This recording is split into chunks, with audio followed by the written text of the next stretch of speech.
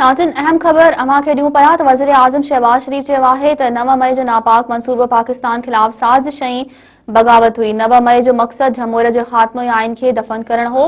वफ़ाक़ी काबीना जे इजलास खे ख़िताब कंदे वज़ीर आज़म शहबाज शरीफ चयो त 9 मई ते जहिड़े तरीक़े सां इहे जथा हमले आवर थिया उन्हनि खे केरु बर्दाश्त नथो करे सघे। इहे हमला पाकिस्तान जा ॿियनि मुल्कनि सां तालुकात ख़राब करण लाइ कराया विया।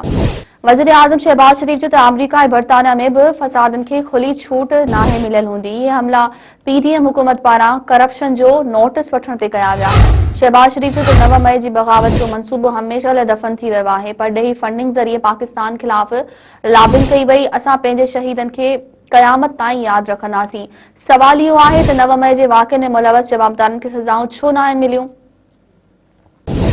नाज़रीन एक भेरो ॿीहर अहम ख़बर अवां खे ॾियूं पिया त वज़ीर आज़म शहबाज शरीफ चयो आहे त 9 मई जो नापाक मनसूबो पाकिस्तान ख़िलाफ़ साज़िश ऐं बग़ावत हुई। 9 मई जो मक़सद जमहूरियत जो ख़ात्मो ऐं आइन खे दफ़न करणु हो। वफ़ाक़ी काबीना जे इजलास खे ख़िताब कंदे वज़ीर आज़म शहबाज शरीफ चयो त 9 मई ते जहिड़े तरीक़े सां इहे जथा हमले आवर थिया उन्हनि खे केरु बि बर्दाश्त नथो करे सघे।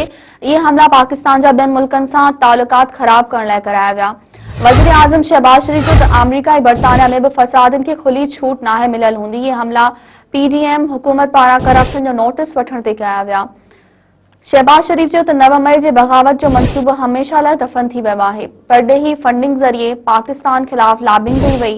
असां पंहिंजे शहीदनि खे क़यामत ताईं यादि रखंदासीं। सवाल इहो आहे त 9 मई जे वाक़े में मुलवस जवाबदारनि खे सज़ाऊं छो नाहिनि मिलियूं।